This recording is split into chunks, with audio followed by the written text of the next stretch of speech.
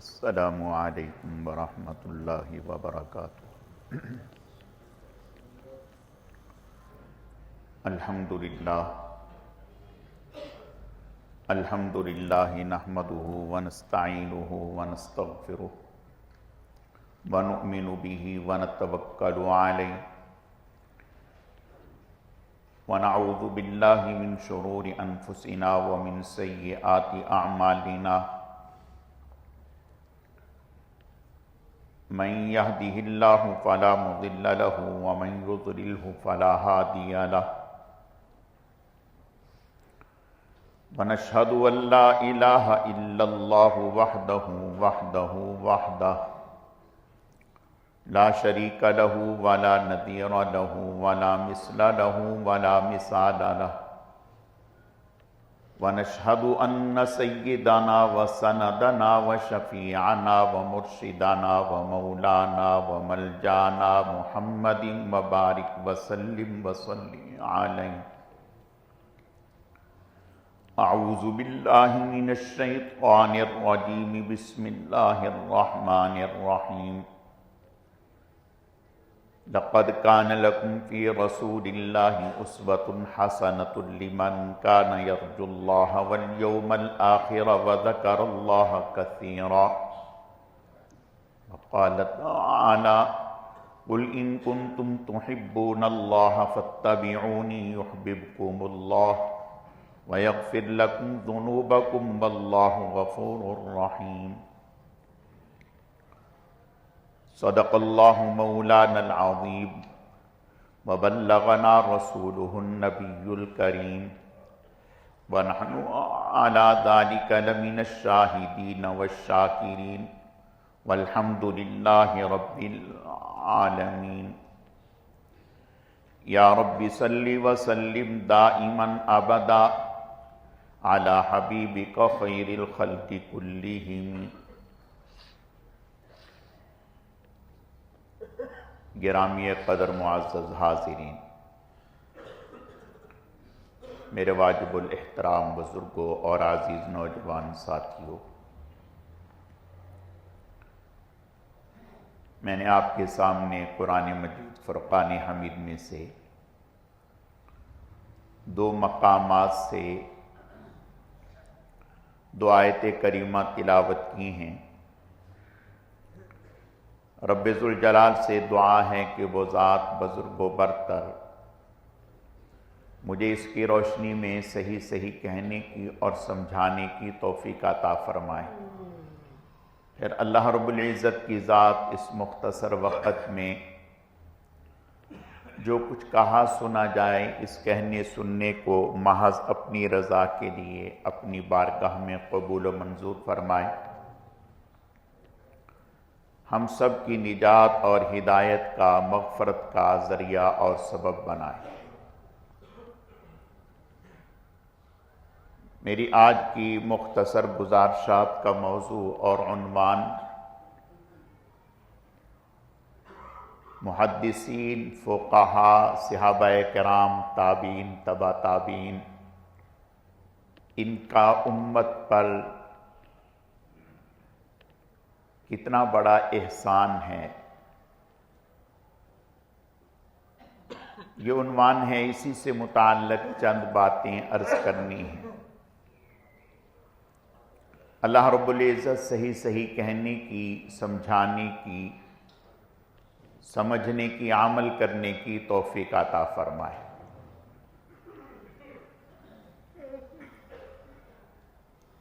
اگر ان حضرات کی قربانیاں نہ ہوتیں، صحابہ کرام کی، تابعین کی، تو آج ہم کلمے سے، نماز سے، حج سے، اسلام سے محروم ہوتے۔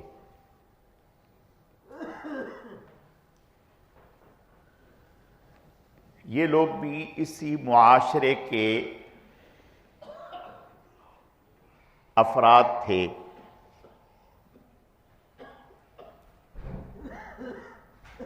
ضروریات سارے ہی انسانوں کی ایک جیسی ہوتی ہیں۔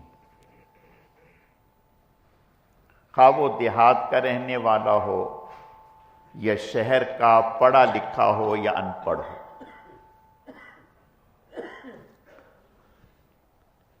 کسی بڑے مقصد کے لیے انسان کو قربانی دینی پڑتی ہے، تو صحابہ اکرام رضوان اللہ علیہم اجمعین نے ایک عظیم مقصد کے لیے قربانیاں دیں، محدثین نے قربانیاں دیں، فقہاء نے قربانیاں دیں۔ انہی کی قربانیوں کی بدولت آج ہم اس قدر سہولت اور عافیت سے دینی رہنمائی حاصل کر لیتے ہیں کہ ہمیں اس کے لیے کوئی مشقت نہیں اٹھانی پڑتی، اس کے لیے ہمیں کوئی تکلیف نہیں اٹھانی پڑتی۔ کسی بھی موضوع پر، کسی بھی عنوان پر، کسی بھی مسئلے سے متعلق ہمیں دینی رہنمائی درکار ہو تو ہم فوراً بغیر کسی تاخیر کے کتاب کے ذریعے سے، کسی مفتی صاحب کے ذریعے سے، کسی عالم کے ذریعے سے دینی رہنمائی تھوڑی دیر میں حاصل کر لیتے ہیں۔ لیکن یہ جو سہولیات آج مجھے اور آپ کو حاصل ہیں، کیا یہ سہولیات شروع سے ہی ایسے تھی؟ نہیں میرے عزیزو، بلکہ اس کی شروعات تو یوں ہے کہ آج تو کتابیں ہیں، کمپیوٹر ہے، آپ کو 2 منٹ میں جو چیز چاہیے وہ آپ کو دستیاب ہے، میسر ہے، آپ کے ہاتھوں میں ہے۔ لیکن اس کا آغاز، نقطہ آغاز یوں ہے کہ صحابہ کرام رضوان اللہ علیہم اجمعین سب کچھ چھوڑ چھاڑ کر آپ صلی اللہ علیہ وسلم کے در اقدس پر غلام بن کر بیٹھ گئے تھے، اور کوئی آسائش نہیں تھی۔ پینے کے لیے مجھے اور آپ کو پانی ضرورت ہو تو نل کھولیں، پانی مل گیا، ادھر دیکھیں تو فلٹر والا پانی مل گیا، ادھر دیکھیں تو دوسرا منرل واٹر پانی مل گیا۔ یہ لوگ پینے کے لیے، وضو کے لیے، استنجے کے لیے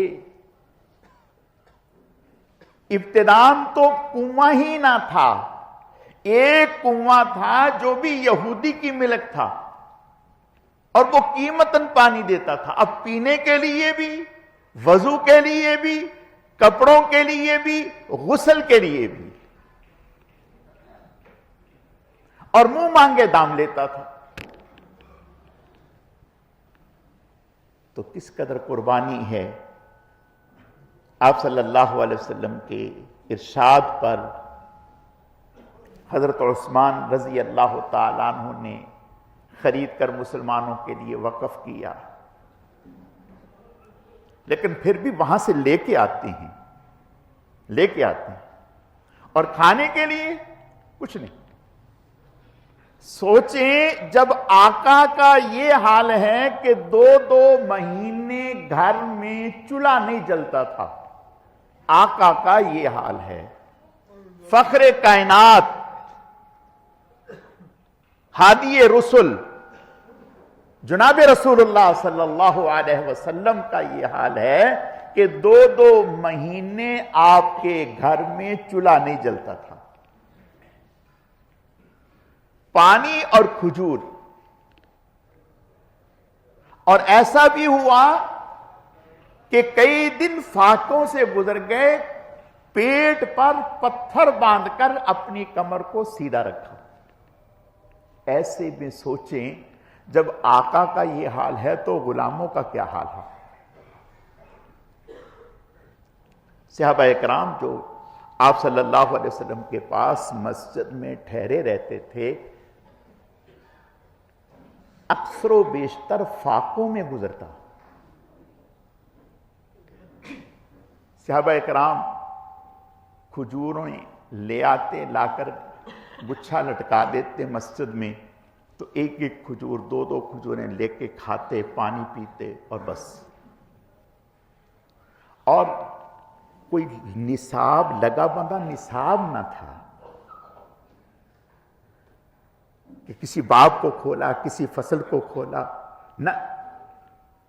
ان کی کتاب بھی آقا تھی. ہم کتاب پڑھتے ہیں, وہ آقا کو پڑھتے تھے, جناب رسول اللہ صلی اللہ علیہ وسلم کو پڑھتے تھے. آپ کا چہرہ دیکھتے تھے, آپ کے رخسار دیکھتے تھے, آپ کے ہونٹ دیکھتے تھے, آپ کی گفتگو سنتے تھے, انہیں یاد رکھتے تھے, انہیں محفوظ کرتے تھے, آپ کے معاملات کو دیکھتے تھے, آپ کے اخلاق کو دیکھتے تھے. یہ ان کا نصاب تھا. اس طرح سے انہوں نے دین کو اپنے سینوں میں اخذ کیا, محفوظ کیا, آنکھوں کے ذریعے سے, کانوں کے ذریعے سے آپ صلی اللہ علیہ وسلم کے ارشادات کو اپنے اندر محفوظ کیا. اور پھر اپنی زندگی اسی پر وقف کر دی. اللہ اکبر. حضرت ابو ایوب انصاری رضی اللہ تعالیٰ, عقبہ بن عامر رضی اللہ تعالیٰ عنہ کے پاس ایک حدیث حاصل کرنے کے لیے, کتنی؟ ایک حدیث, حضور علیہ السلام کا صرف ایک فرمان مبارک دوسرے صحابی سے کہ انہیں پتہ چلا ان کے پاس حضور کا ایک ارشاد ہے, وہ سننے کے لیے, لینے کے لیے ان کے پاس 1400 کلومیٹر کا سفر کر کے 1400 کلومیٹر کا سفر کر کے تشریف لے گئے. اور سفر ایسا نہیں کہ جہاز میں بیٹھے یہ جا وہ جا, نہ. ٹرین میں بیٹھے, بس میں بیٹھے, نہ. اونٹ کی سواری. اور راستے میں کوئی آسائشیں نہ تھی.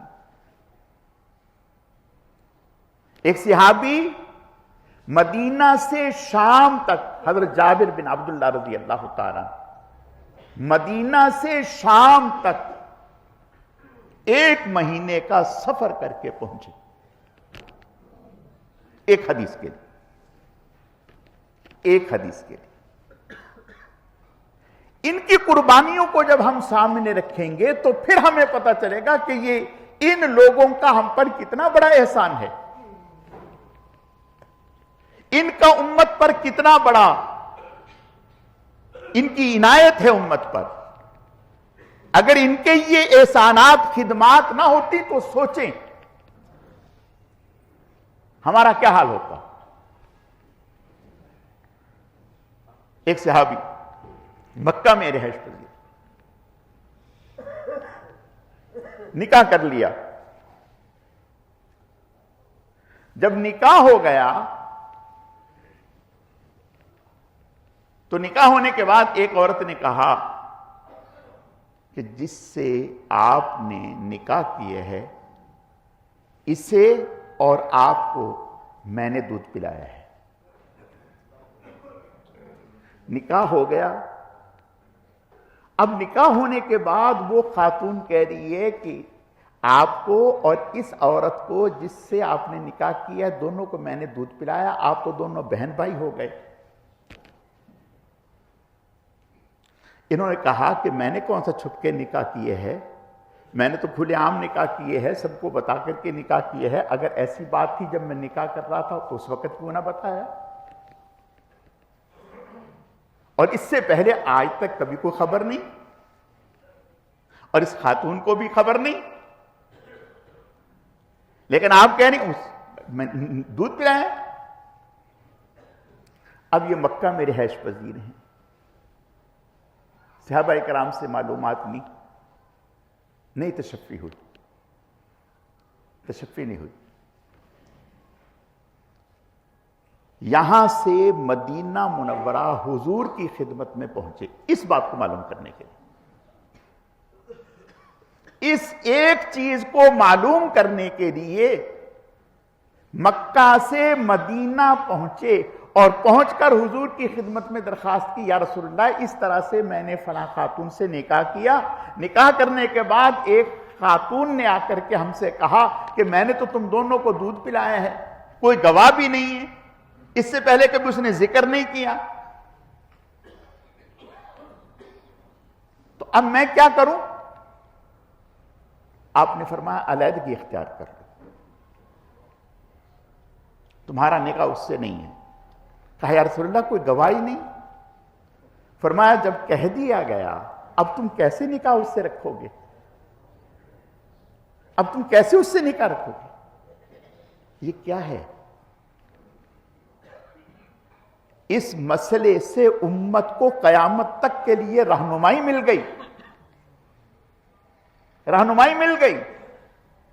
یہ قربانی ہے صحابہ کرام رضوان اللہ علیہم اجمعین کی کہ ایک ایک مسئلے کے لیے سفر ہو رہے ہیں اور امت کو بتایا جا رہا ہے. حضرت امام شافعی رحمت اللہ علیہ فرماتے ہیں کہ حضرت امام مالک رحمت اللہ علیہ کے ہاں میں آ کے ٹھہرا. جب حضرت امام مالک کے ہاں میں ٹھہرا تو فرماتے ہیں کہ میں نے رات بھر یہ دیکھا کہ حضرت امام مالک رحمت اللہ علیہ مطالعہ کرتے ہیں, پھر لیٹ جاتے ہیں, پھر اٹھتے ہیں, کچھ لکھتے ہیں, پھر لیٹ جاتے ہیں, پھر اٹھتے ہیں, پھر کچھ لکھتے ہیں, پھر لیٹ جاتے ہیں. کہتے ہیں پوری رات میں نے یہی سلسلہ دیکھا. صبح انہوں نے نماز کے ساتھ, جماعت کے ساتھ نماز پڑھی, گویا جس وضو سے عشاء پڑھی تھی اسی وضو سے فجر کی نماز پڑھی. کیا سوئے, کیا سوئے؟ یہ قربانی ہے کس کے لیے؟ یہ محنتیں کس کے لیے؟ یہ جو کھیتی تیار کی جا رہی ہے, یہ جو فصل تیار کی جا رہی ہے, یہ جو ذخیرہ ہے, یہ کس کے لیے؟ انہی کی قربانی ہیں. حضرت امام احمد بن حنبل رحمت اللہ علیہ علم حاصل کرنے کے لیے سفر شروع کر دیا. کرتے کرتے ایک موقع ایسا آیا خرچ ختم ہو گیا, کھانے پینے کے لیے کچھ نہیں, کھانے پینے کے لیے کچھ نہیں. اللہ اکبر. علم نہیں روکا. اب اظہار بند بناتے اور فروخت کرتے, اظہار بند بناتے, فروخت کرتے, اس سے جو پیسے حاصل ہوتے اس سے اپنا پیٹ بھرتے. اس طرح سے علم حاصل کیا. آپ کہیں گے یہ تو پہلے زمانے کی مثالیں ہیں, قریب کے زمانے کی سن لیں. حضرت شیخ الحدیث مولانا محمد زکریا رحمت اللہ علیہ حضرت نے اپنی آپ بیتی میں لکھے, شاہ عبد القادر رائے پوری رحمت اللہ علیہ, شاہ عبد القادر رائے پوری رحمت اللہ علیہ یہ انہوں نے حضرت شیخ الحدیث رحمت اللہ علیہ کو خلافت دی تھی. شاہ عبد الرحیم رحمت اللہ علیہ سے بیعت تھے. فرماتے ہیں کہ حضرت کو مدرسے میں داخلہ ملا, اور داخلہ بھی کس طرح سے ملا؟ اس وقت ایسی صورت نہ تھی کہ سال بھر کے دانے جمع ہیں، صدقے کے بکرے جمع ہیں، گوشت جمع ہے، گھی جمع ہے، نہ ایسا کچھ نہیں۔ صورتحال یہ ہوتی تھی کہ دیکھتے تھے محلے میں کتنے گھر ہیں، پورے بستی میں اتنے گھر ہیں، تو مدرسے والے ایک ایک گھر سے رابطہ کرتے کہ بھئی سال بھر کے لیے ایک مہمان رسول کا کھانا اپنے ذمے لے لیں گے آپ، یہ بات کی جاتی۔ تو گھر والے کہتے کہ جی مولوی صاحب ہم ایک بچے کا کھانا اپنے ذمے لے لیں گے، یعنی شام کا کھانا ہم دیا کریں گے، دوسرا کہتا صبح کا کھانا ہم دیا کریں گے، یا یوں کہتے کہ روٹی ہم دیا کریں گے۔ آپ نے تو یہ وقت نہیں دیکھا، لیکن میں نے دیکھا ہے، یہ میں نے دیکھا ہے۔ تو وہ طالب علم کیا کرتا، ایک طالب علم اس نے اپنے یہاں کپڑا باندھا ہوتا اور صبح نکل پڑتا روٹی کے ٹائم پہ، پورے گاؤں میں بستی میں جاتا، ہر گھر سے روٹیاں اس میں اکٹھی کرتا اور ایک بالٹی میں سالن لیتا، وہ لا کر کے مدرسے میں رکھتے، اسی کو طلبہ کھاتے اور اسی سالن کے ساتھ اپنی روٹی کھاتے اور پیٹ بھرتے۔ یہ ترتیب تھی۔ اس وقت یہ حضرات اگر چاہتے تو جو مدرسوں میں جا کے پڑھ گئے تھے، اس طرح سے زندگی گزار رہے تھے، تو اتنا تو محنت وہ بھی کر سکتے تھے کہ 4 پیسے کما لیتے اور اپنا گزارا کر لیتے۔ حضرت حکیم الامت مولانا اشرف علی صاحب تھانوی رحمت اللہ علیہ نے ایک دفعہ جلسے میں فرمایا کہ لوگوں یاد کر رکھو، اگر تم مدرسے کے ساتھ معاونت کرتے ہو تو کوئی احسان نہیں ہے، فرمایا احسان نہیں ہے۔ حضرت نے فرمایا میں قسم کھا کر کے کہتا ہوں، اللہ نے ہمیں اتنی صلاحیت دی ہے کہ ہم اگر باہر مارکیٹ میں نکل جائیں تو اپنی روٹی کما کے کھا سکتے ہیں، اور ہم یہ مولوی کر لیں گے، لیکن پھر تم اپنے ایمان کی فکر کرنا کہ جب یہ سلسلہ علم دین کا بند ہو جائے گا تو تمہارے اولادوں کی دین کی رہنمائی کہاں سے ہوگی۔ یہ حضرت حکیم الامت نے فرمایا۔ تو میں عرض یہ کرنا چاہتا ہوں کہ ترتیب یہ ہوتی اس طرح سے، جو روٹی آتی کسی کے حصے میں آ جاتی، کسی کے حصے میں پوری آتی، کسی کے حصے میں آدھی آتی، اس طرح سے گزارا چلتا۔ شاہ عبد القادر رائے پوری رحمت اللہ علیہ یہ دیر سے پہنچے۔ جب دیر سے پہنچے تو مدرسے والوں نے کہا کہ بھئی داخلے بند، اب داخلہ نہیں ہے۔ کیا مطلب؟ کہا مطلب یہ ہے کہ اب کوئی گھر ایسا نہیں بچا کہ جس میں ہم کسی کا کھانا لگا دیں، تو لہذا آپ کے کھانے کا انتظام ہم کہاں سے کریں گے۔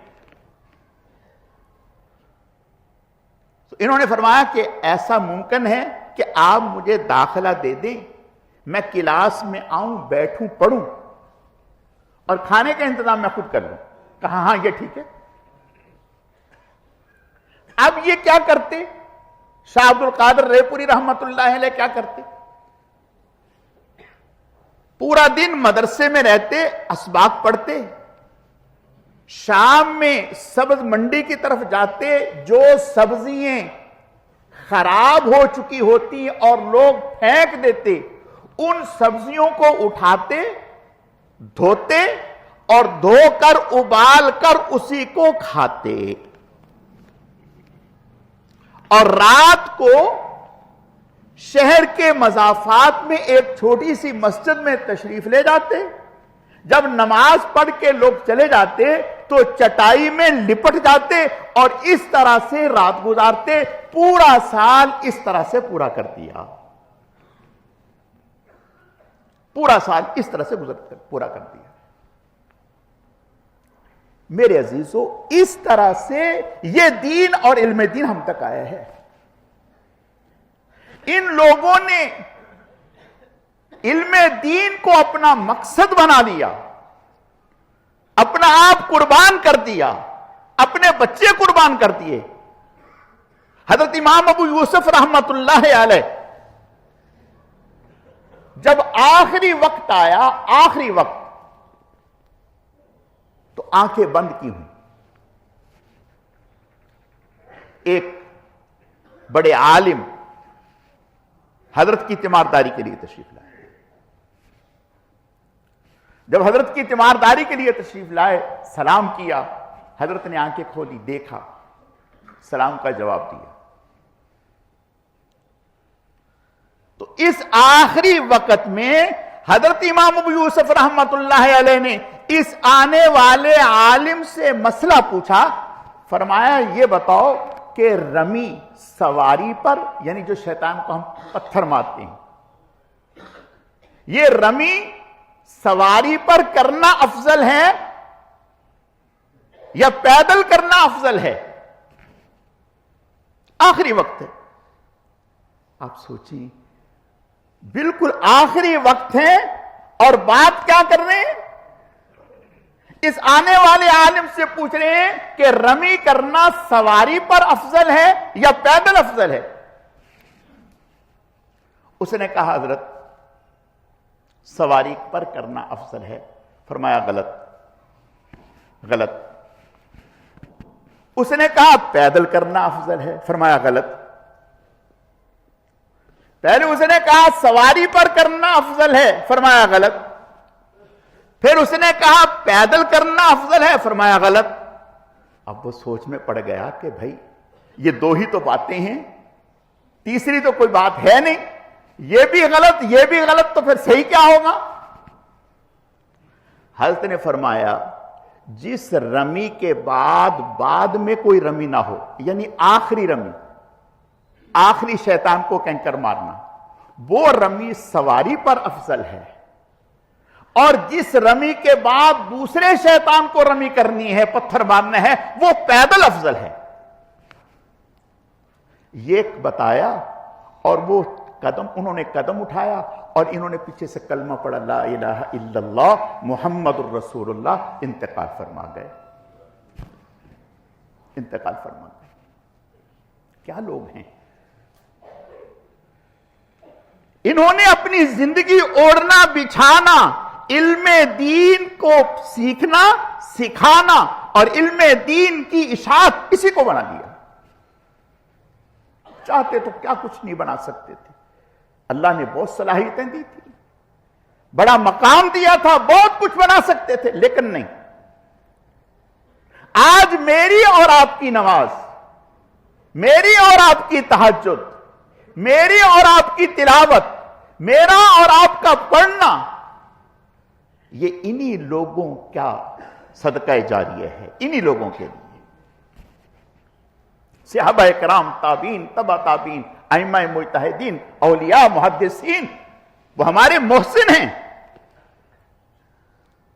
हम उनके लिए दुआ करें या ना करें, उनके लिए अल्लाह से मांगे या ना मांगे, लेकिन हम जो भी नेक आमाल कर रहे हैं, उनकी खिदमात हैं, उनकी कुर्बानियां हैं। हमारी सारी मेहनतों का अजर और सवाब उन्हें पहुंच रहा है।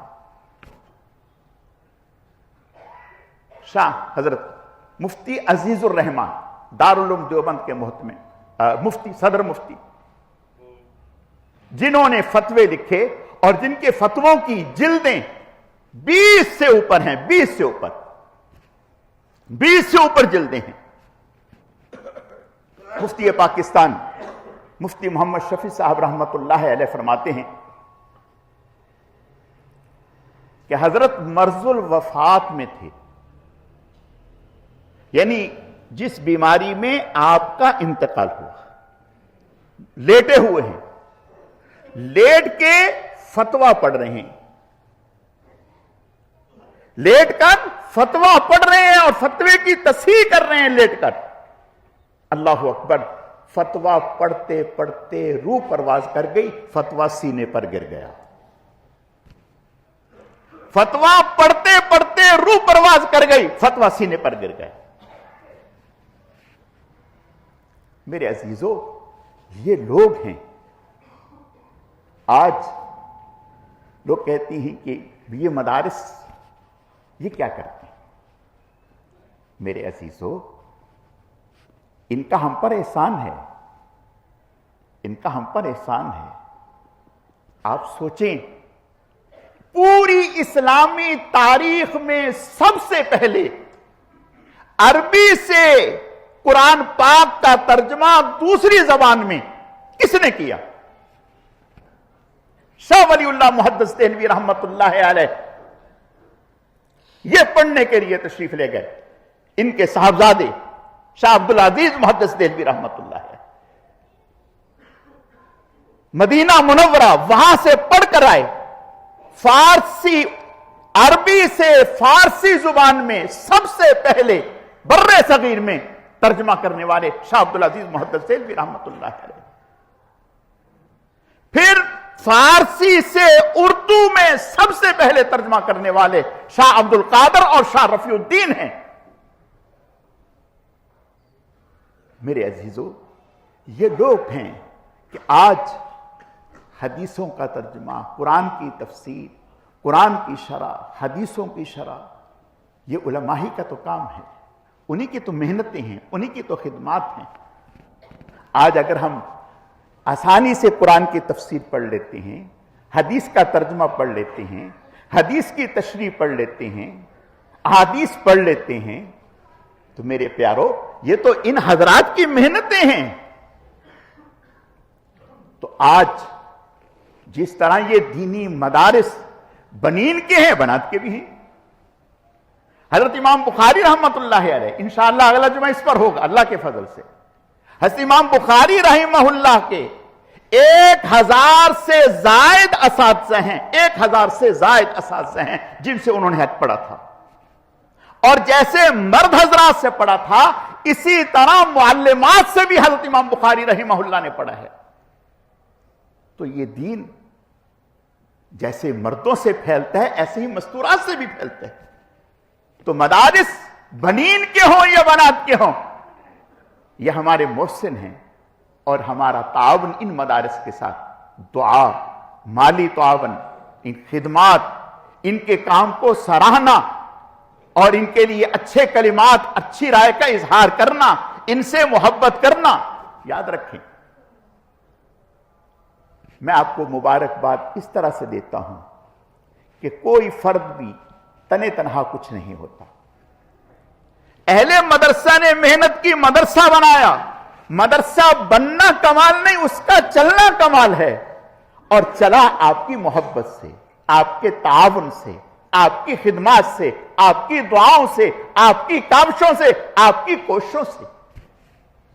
تو میری درخواست ہے، جتنے بھی دینی مدارس ہیں، خواہ وہ بنین کے ہوں یا بنات کے، ان سب سے ہمیں محبت رکھنی چاہیے۔ اور اللہ کے نبی کا ارشاد ہے، جو جس سے محبت رکھتا ہے کل قیامت کے دن اللہ انہی کے ساتھ کھڑا کریں گے۔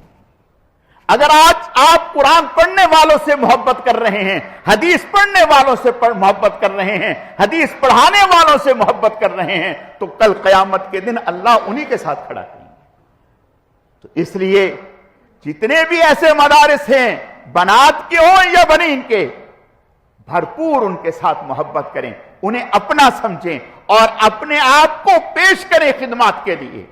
انشاءاللہ یہ میرے لیے، آپ کے لیے ذریعہ نجات ہوگا۔ اللہ رب العزت سمجھنے کی، عمل کرنے کی توفیق عطا فرمائے۔